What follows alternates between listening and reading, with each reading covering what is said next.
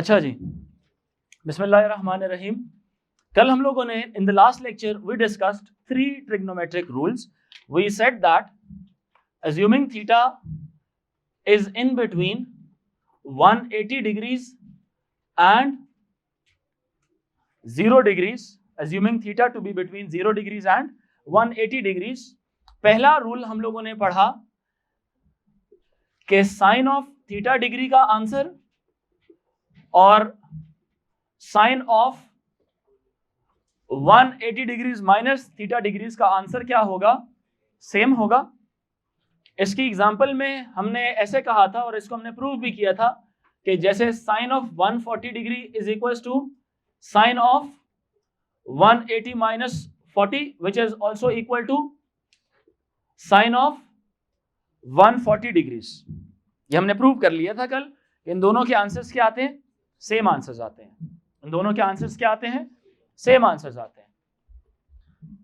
Second rule was cos of theta degrees is equals to, यहां पे क्या आएगा, minus 180 degrees minus theta degrees. इसके साथ जस्ट एक नेगेटिव साइन आता है। Same goes for tan theta tangent theta, इसके साथ भी क्या आता है, negative tan of 180 degrees minus theta degrees. यानी कि for example cosine of 100 degrees का जो आंसर है it will be equal to the negative of cosine of 80 degrees. इसी तरह से tan का अगर आंसर निकालेंगे, tan 30 डिग्रीज का आंसर और नेगेटिव tan 150 डिग्रीज का आंसर क्या होता है, सेम आंसर आएगा। क्या आंसर आएगा, सेम आंसर आएगा। ठीक है, यानी they both will be equal but only with the negative sign. यानी कि मैचिंग क्या होती है, 30 डिग्री के साथ कौन आएगा, 150 डिग्री, 50 डिग्री के साथ कौन आएगा, 130 डिग्री, 100 डिग्री के साथ कौन सा दूसरा होता है, 80 डिग्री। साइन अगर लेंगे इन दोनों एंगल्स का तो सेम आंसर्स आते हैं, कोसाइन लेंगे तो नेगेटिव आंसर्स आएंगे, यानी कि एक दूसरे का ऑपोजिट आंसर आएगा। अगर आप टेंजेंट लेंगे तो भी क्या होगा, तब भी एक दूसरे के साथ सिर्फ आंसर्स का मैग्नीट्यूड सेम होगा। जस्ट उसमें क्या फर्क होगा, एक पॉजिटिव है तो दूसरा क्या होगा, नेगेटिव आंसर आएगा। बात समझ आ रही है सारों को कि नहीं, इस तरह से चलता है। आज हम इसका एक एग्जाम्पल करते हैं। एग्जाम्पल ये है बच्चों,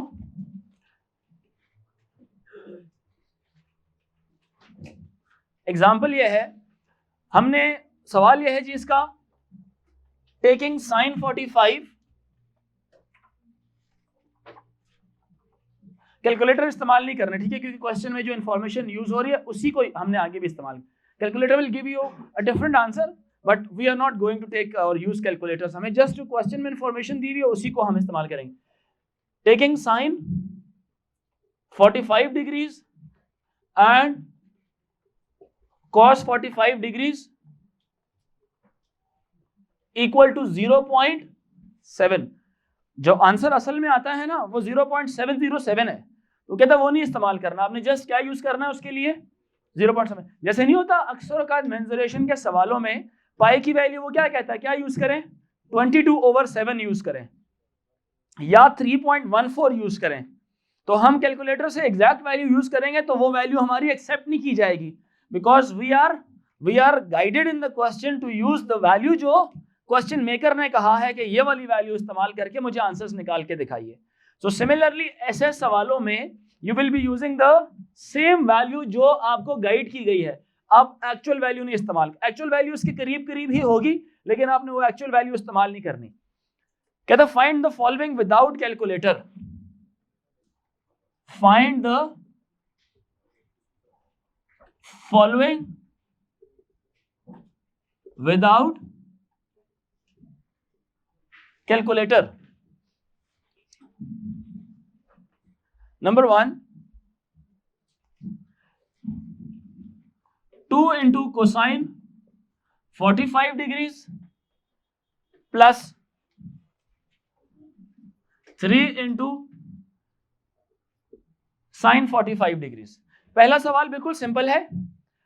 ट्रिग्नोमेट्रिक रूल्स या रेशियोज या फंक्शंस के अंदर ब्रैकेट्स और कैलकुलेटर का यूज बड़ा इंपॉर्टेंट होता है।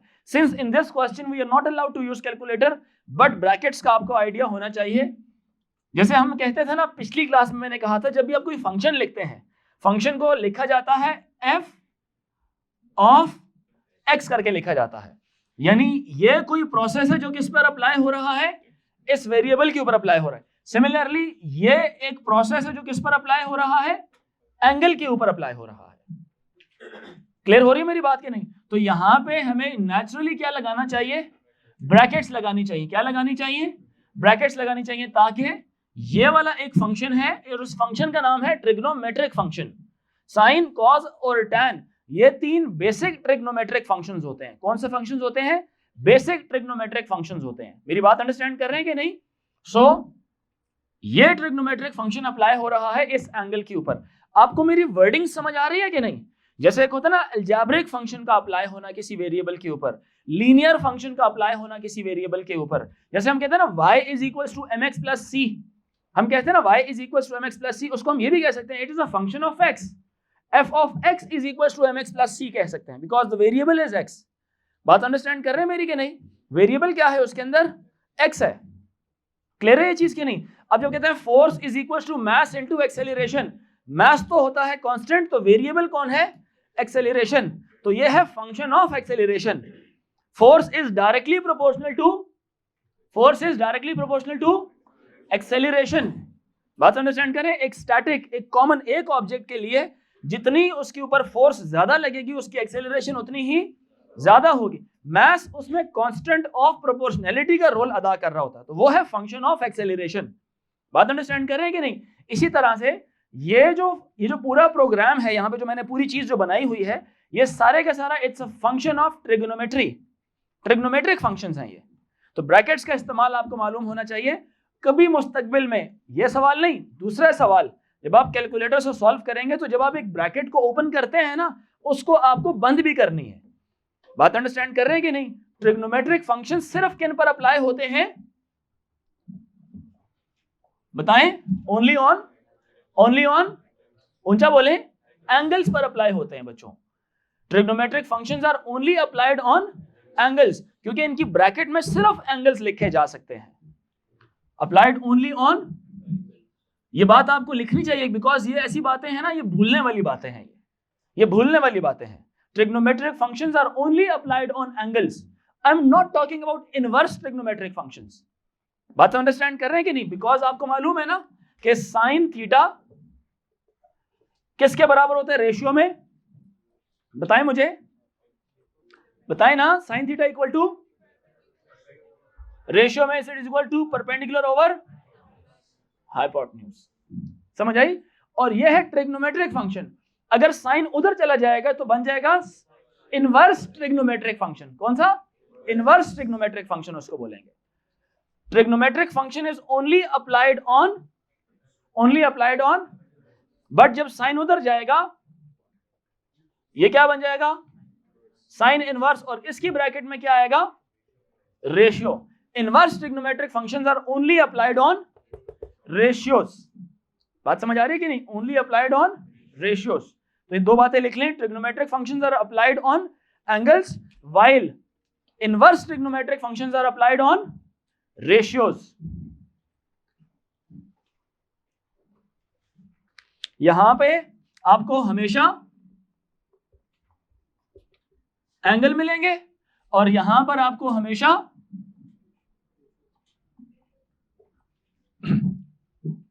रेशियोज मिलेंगे।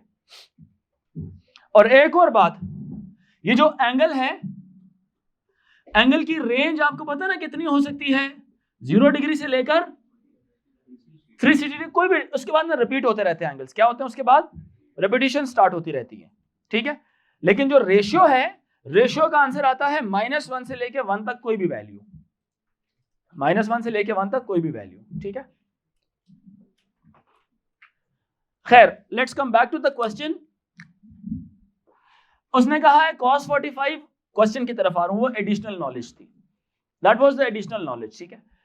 क्वेश्चन ये कहता है कि जी आप क्या करें, साइन और cos 45 दोनों को 0.7 लेके इसको सॉल्व करें। तो नेचुरली देखें 2 मल्टीप्लाई हो रहा है इस पूरे ट्रिग्नोमेट्रिक फंक्शन के साथ, इसकी वैल्यू क्या है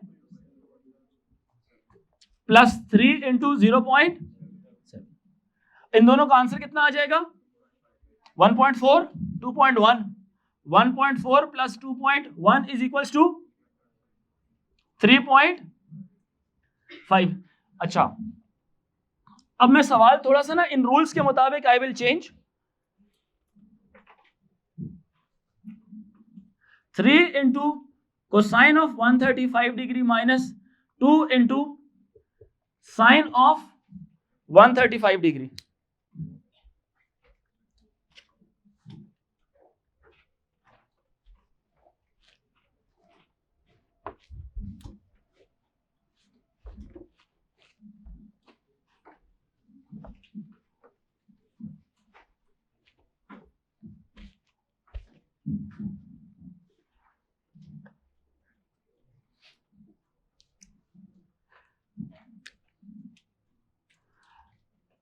इसका आंसर कैसे निकाल सकते हैं, साइड नोट्स के तौर पे मैं यहां पे बताता हूं आपको।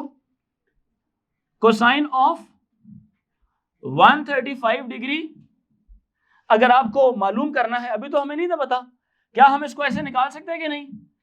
कोसाइन ऑफ 180 डिग्री माइनस 135 ये क्या होता है, पहले बताओ क्या होता है ये।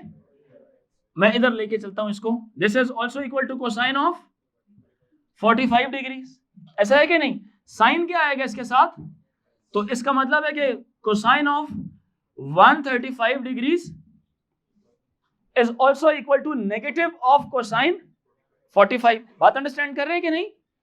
आपको इसकी वैल्यू पता है बच्चों, आप सारे तवज्जो दें, आपको इसकी वैल्यू पता है, तो कोसाइन ऑफ 135 भी पता है, इसका मतलब है क्योंकि 135 का जो 180 वाला वर्जन है वो है 45, तो कोसाइन ऑफ 45 की वैल्यू है 0.7, लेकिन कोसाइन ऑफ 135 की वैल्यू क्या होगी -0.7, ठीक है।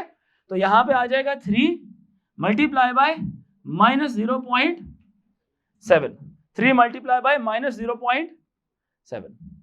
क्लियर हुई मेरी बात कि नहीं। सेकंड क्या होगा, इसी तरह से -2 इंटू ये जो आपके पास ये जो वैल्यू है